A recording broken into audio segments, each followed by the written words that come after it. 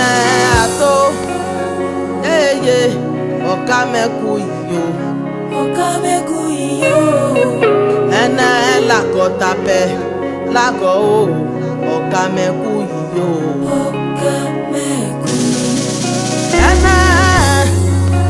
Je lis la parole de Dieu dans chapitre 4, le verset 1 à 9.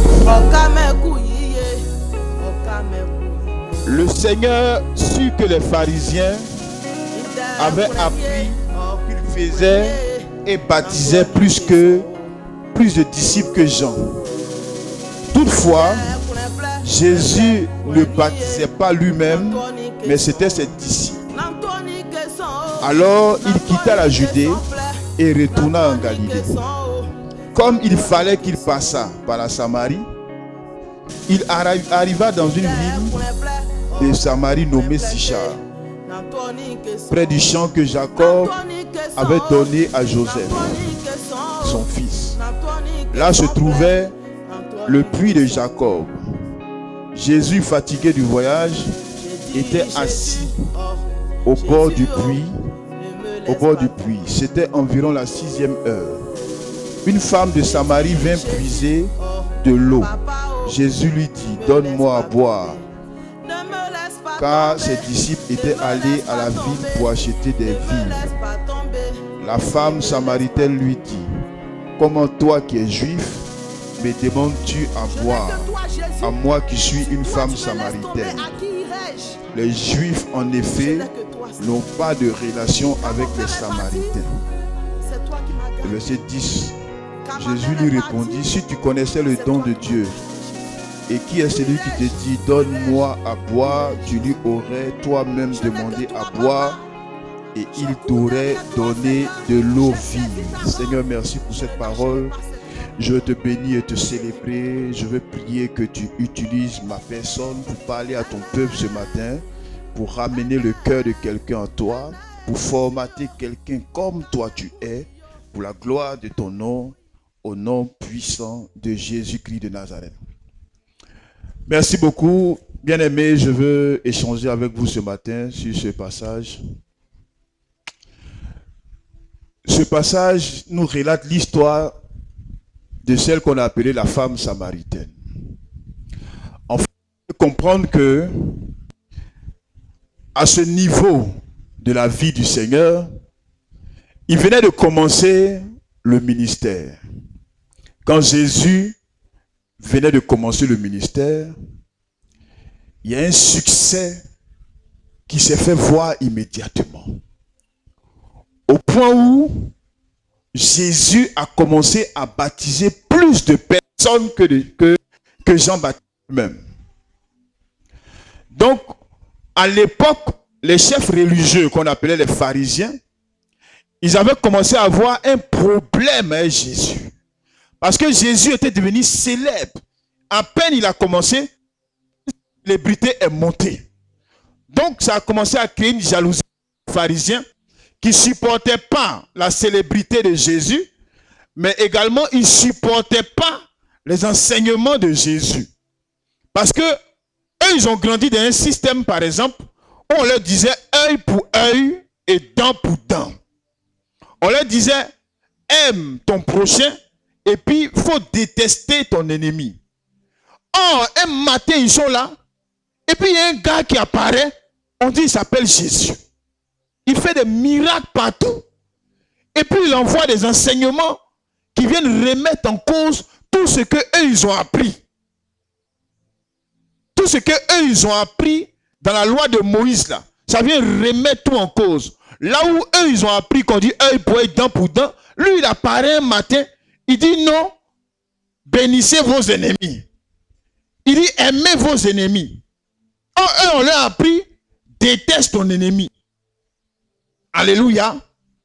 On leur a appris aussi que lorsque tu maries une femme là, pour n'importe quel motif, tu peux la divorcer.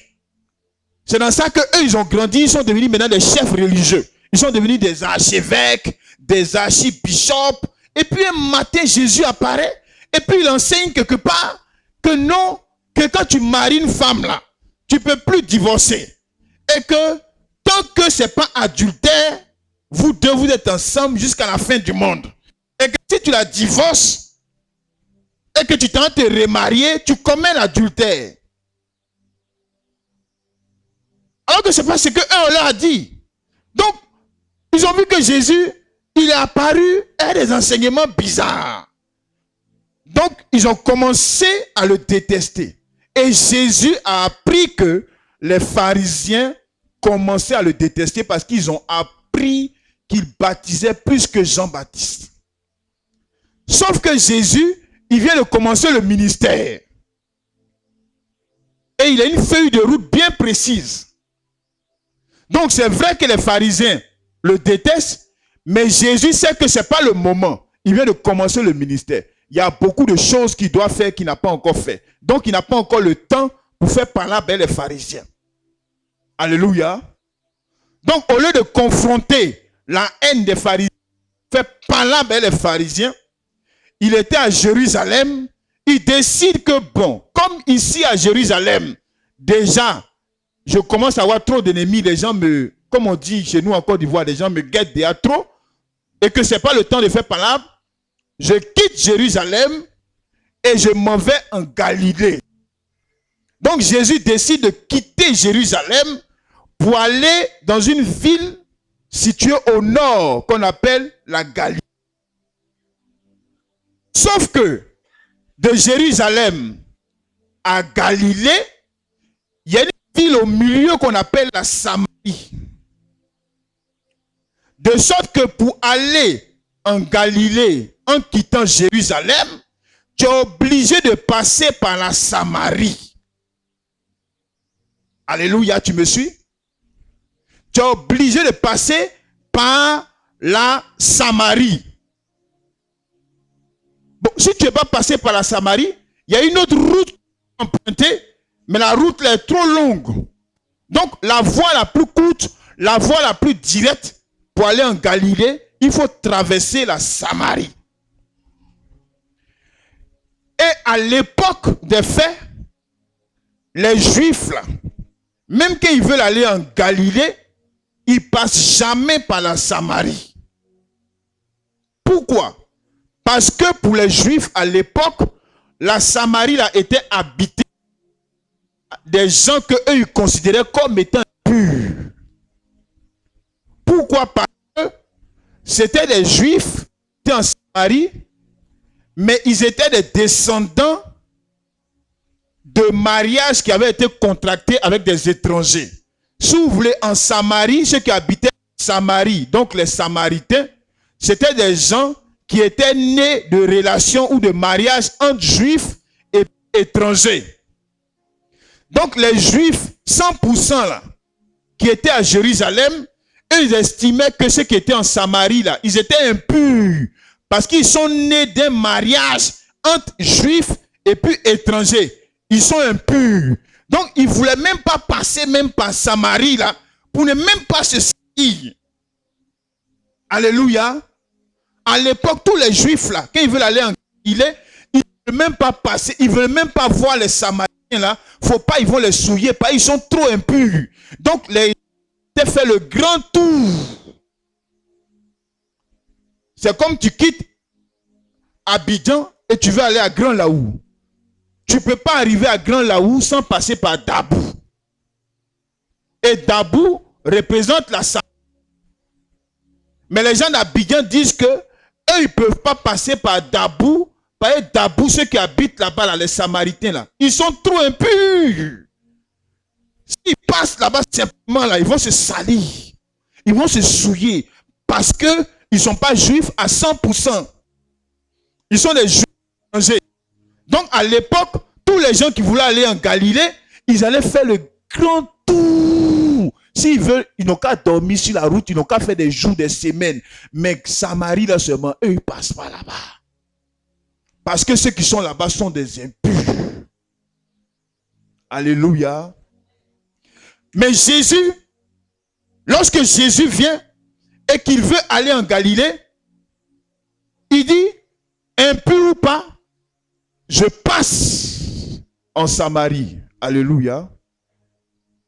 Il est venu trouver les gens dans les palabres. Parce que c'est quelque chose qui existait depuis des siècles. Jésus est venu les trouver. Parce que Jésus a commencé son ministère à 33 ans. Donc il est venu les trouver dans ça. Pour les Juifs de Jérusalem, ceux qui étaient en Samarie étaient impurs. Donc les gars de Jérusalem ne parlent pas les gens de Samarie. Il est venu les trouver dans leurs palabres là. Et lui-même il était juif à 100%. Mais il dit, vos palabres de Samarie est impure, n'est pas pure, ça c'est votre problème. Moi je vais aller en Galilée, je passe par la Samarie. Alléluia. Ça veut dire que Jésus ne s'est pas laissé lier par les préjugés qu'il a trouvés sur les gens de la Samarie. Qu'ils soient impurs, qu'ils soient purs. Mais pour moi, Jésus, pour aller en Galilée, la route la plus courte, c'est Samarie. Et je passe par la Samarie. Donc ça, c'était un sacrilège à l'époque. Comment un juif, un vrai juif, un juif pur, il peut vouloir passer, il peut passer par la Samarie. Un lieu rempli de gens impurs. Comment Jésus peut aller passer là-bas? Ah, Jésus! Contourne la Samarie. Même si tu dois dormir en route, Jésus dort en route. Mais pardon, ne passe pas par Samarie. Parce que là-bas, ils sont impurs. Donc non seulement Jésus passe par la Samarie, mais il ne va pas se contenter de passer par la Samarie, ce coin impur là.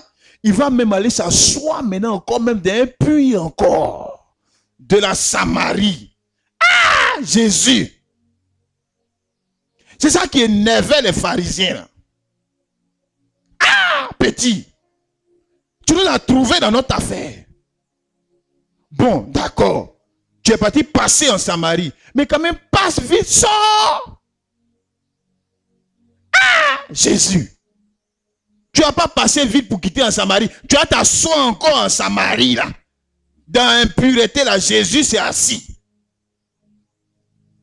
Et pendant qu'il était assis au puits, il y a une Samaritaine qui vient puiser de l'eau. Ah! Jésus! Non seulement tu es en Samarie, mais en plus, regarde ce qu'il va faire maintenant. Il va adresser la parole à une Samaritaine. Ouf! Safoulaï. Comme on dit chez nous en Côte d'Ivoire ici. Sacrilège. La Samaritaine est venue puiser son eau. Hein? Regarde bien le verset. La Samaritaine est venue puiser son eau. Elle a vu que c'est un juif. Elle ne lui a pas adressé la parole parce qu'elle sait que eux et puis les juifs là, ils ne se parlent pas. Maintenant Jésus, Jésus. Dis à ton voisin, il est comment même? Dis à ton voisin, il est comment? Dis, il est comment même? C'est lui encore. Il voit la femme les plus, lui dit, donne-moi de l'eau à boire. C'est lui qui crée causerie encore à une Samaritaine. Une femme impure. Et puis elle-même encore, c'est grave. Non seulement elle était Samaritaine, c'est-à-dire qu'elle est impure déjà parce qu'elle est métisse. Mais en plus là, elle-même, elle avait une mauvaise vie. Elle avait une vie de débauche. Parce que quand tu lis au verset 17 là-bas, on te dit, Jésus lui a dit que tu as eu 5 maris. Et puis, lui-même avec qui tu es là, donc le 6e mari là, c'est pas ton mari. Elle dit, wow Seigneur, vraiment tu connais tout. Elle n'a même pas dit c'est faux, hein. Elle dit que vraiment tu connais tout. C'est-à-dire que c'est vrai. Donc, cette femme-là, non seulement elle était samaritaine, mais en plus encore, elle a eu 5 maris, et puis elle vivait avec quelqu'un qui n'est pas son mari. Donc, ça veut dire que c'est mari de quelqu'un d'autre encore qui elle vivait encore. Et puis Jésus, il lui adresse la parole. Ah, Jésus. Dis à ton voisin, ah, Jésus. Toi aussi. Ah. Bon, tu es arrivé en Samarie, on n'a rien dit. On s'est dit que bon, Samarie là, peut-être c'est où tu veux passer. Bon, c'est pas grave. Jésus, continue ton chemin, tu étais à Samarie. On dit bon, peut-être qu'il est fatigué. C'est pas grave, on va lui pardonner. Une Samaritaine est venue encore. Une femme impure est venue. Jésus, elle est venue puiser son eau. Jésus, laisse-la tranquille. Jésus, pardon, laisse la femme là, elle est impure. Non seulement elle est impure, mais elle vit dans la débauche. Jésus, tu n'as pas vu ça. Elle a eu 5 maris. Et puis le 6e là, c'est pas son mari.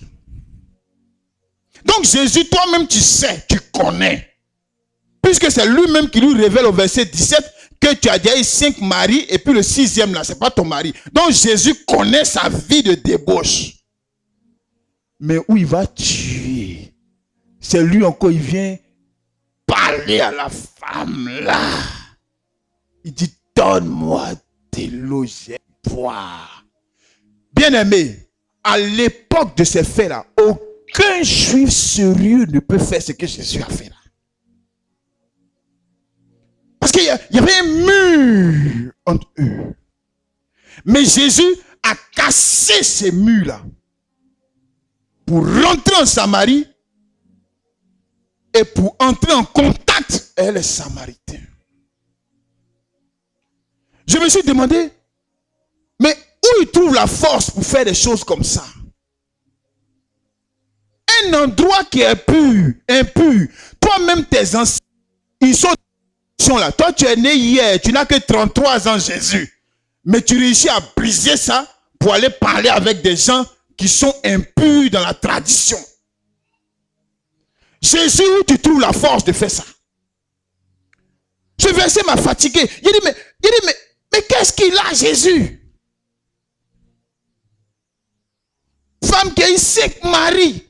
Jésus, toi qui es pur comme ça, toi qui es Seigneur, toi qui es saint comme ça, elle a eu 5 maris. C'est-à-dire, elle a fini impudicité, plus adultère, tout ça, elle mélange tout ça. Mais quand c'est Jésus qui fait le premier pas vers cette personne. Et une des raisons qui a fait que Jésus a eu la force de briser toutes ces barrières pour aller vers ces pécheurs, vers ces personnes qu'on disait sales, se trouve dans Luc chapitre 19. Luc chapitre 19.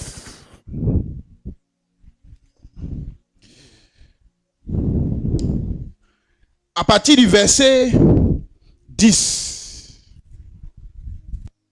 Jésus dit, car le Fils de l'homme est venu sauver ce qui était perdu.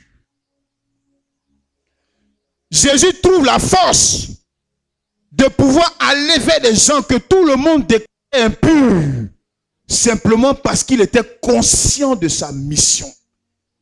Il est venu sauver ce qui était perdu.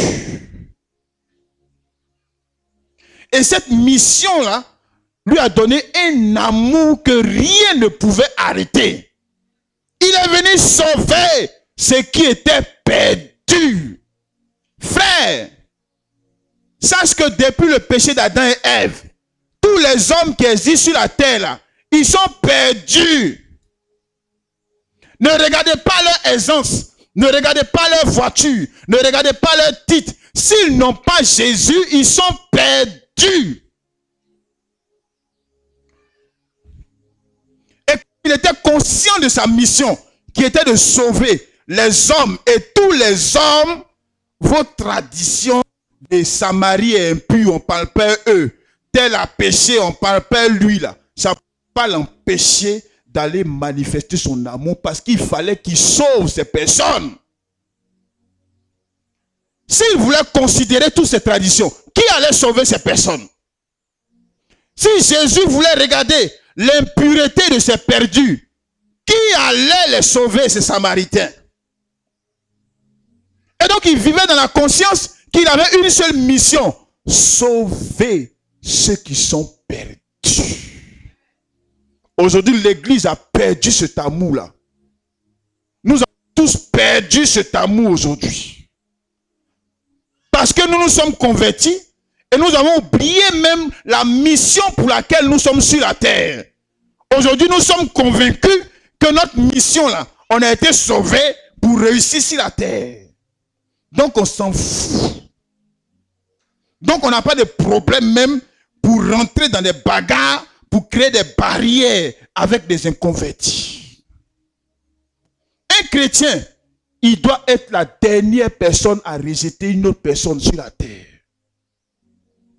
Le monde entier peut rejeter un individu parce qu'il est franc-maçon, parce qu'il est rosicrucien, parce qu'il est je ne sais pas quoi.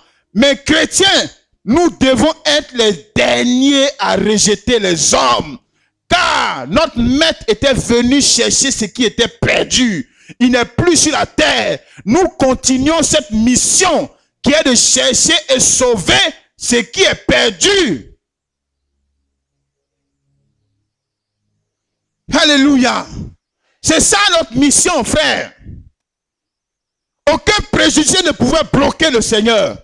Aucun préjugé ne pouvait l'empêcher d'entrer en contact avec les gens de mauvaise vie. Parce qu'il fallait qu'il les sauve. Il fallait qu'il sauve ces Samaritains. Il fallait qu'il les sauve. Parce qu'ils sont Samaritains. Ils sont impurs. Mais ils ont une âme chacun en eux. Si vous voulez avoir de l'amour pour les hommes et pour tous les hommes, je vais vous donner un secret. Regardez tous les hommes. Non pas comme des hommes, mais regardez-les comme des âmes qu'on doit sauver. Car chaque homme a en lui une âme qui a un prix pour Dieu.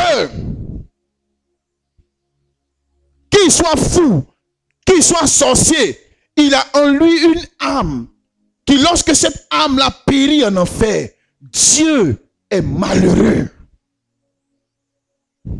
C'est pourquoi, dans notre marche avec le Seigneur, on doit revenir à l'essentiel. L'essentiel pour nous aujourd'hui, c'est de retrouver et de sauver ce qui est perdu.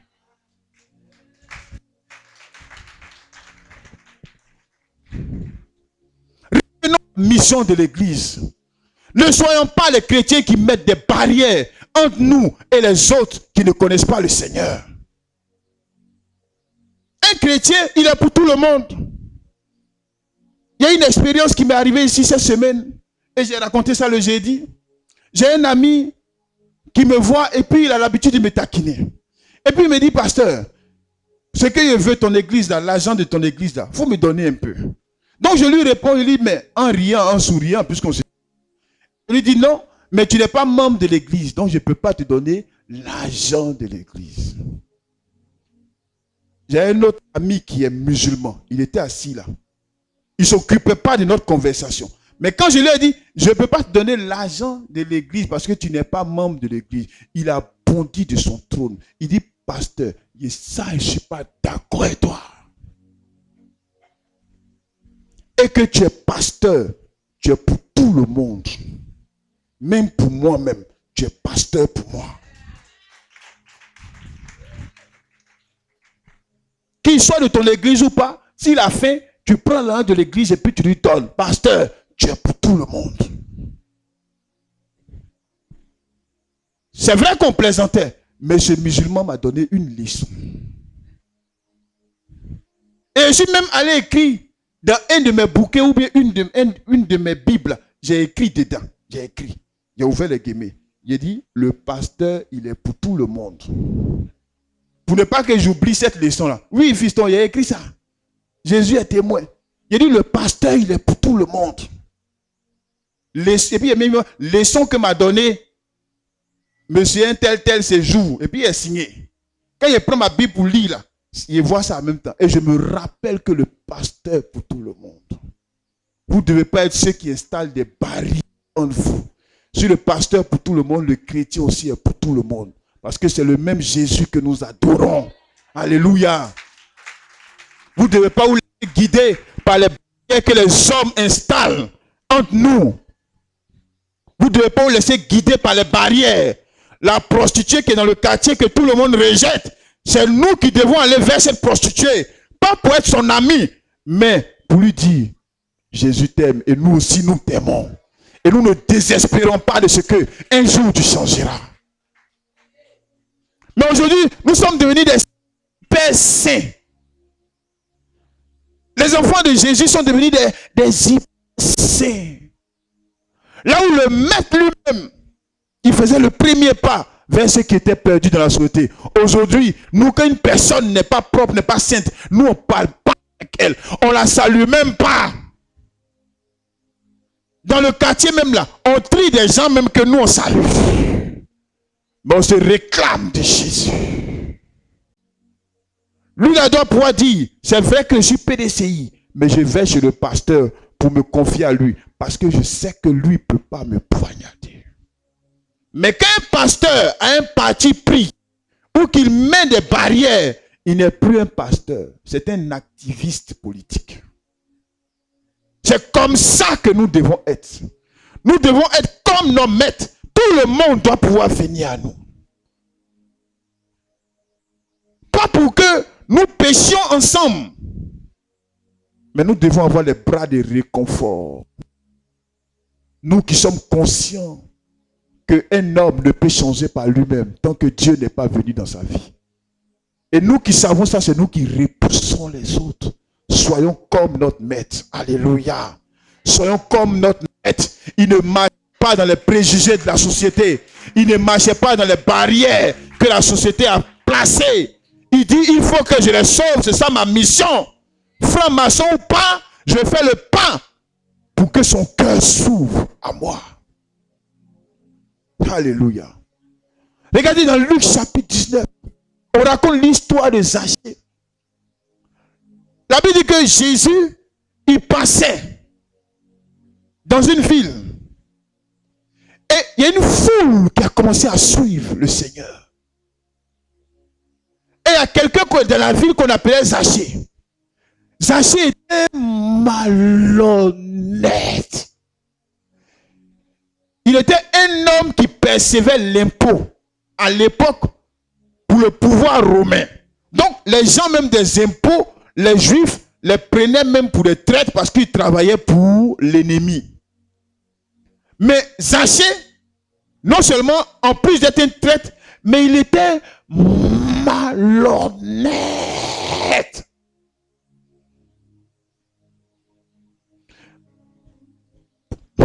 Pasteur mon pour dire un marmailleur. C'est ça.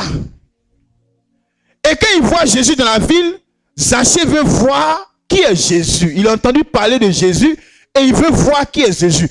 Et il monte sur un arbre pour pouvoir voir Jésus. Et Jésus, lorsqu'il progresse, il arrive au niveau de Zachée, il lève la tête et il lui dit, Zachée, descends aujourd'hui là. Toi et puis moi on est ensemble. Je vais chez toi. Écoutez, la Bible dit que quand Jésus a dit ça, la Bible dit, toute la foule a murmuré. On n'a pas dit 2, 3, on dit une foule. Parce que Jésus a dit, il vient chez Zachée. On dit, toute la foule a murmuré pour dire que Jésus, tu t'es chez un pécheur comme ça. Donc, la marmaille était nationale, tout le monde connaissait. La malhonnêteté des Zachée était nationale. C'est pourquoi toute la foule a murmuré contre Jésus. Mais Jésus a fait le premier pas vers Zachée. Et le cœur de Zachée a été foudroyé par l'amour que Jésus lui a donné. Vous ne réussirez jamais à changer des gens en les critiquant. Vous ne réussirez jamais à changer des païens en les excluant. Vous devez leur manifester l'amour de votre Dieu. Vous devez leur manifester l'amour de Dieu. Vous devez leur manifester l'amour de Dieu sans faire ce qu'ils font, mais leur manifester la compassion de Dieu. Et c'est cette compassion qui a sauvé Zachée. Et Zachée est devenu un homme pour Dieu. Bien-aimé, que Dieu vous bénisse et qu'il vous donne la force de vous mettre au-dessus des barrières que que les sociétés ont dressées. Au nom de Jésus. Amen.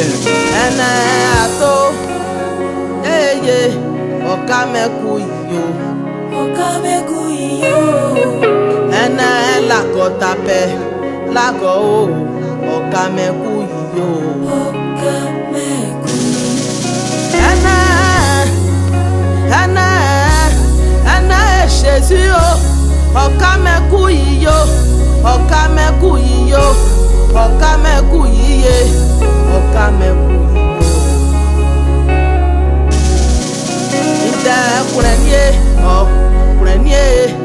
N'Antoine Kesson. Inde N'Antoine Kesson. N'Antoine Kesson. N'Antoine Kesson plaît. N'Antoine Kesson. N'Antoine Kesson. Inde plaît que N'Antoine Kesson. N'Antoine Kesson. N'Antoine Kesson. N'Antoine Kesson plaît. N'Antoine Kesson. J'ai dit Jésus, oh, Jésus, oh, ne me laisse pas tomber. J'ai dit Jésus, oh, papa, oh, ne me laisse pas tomber.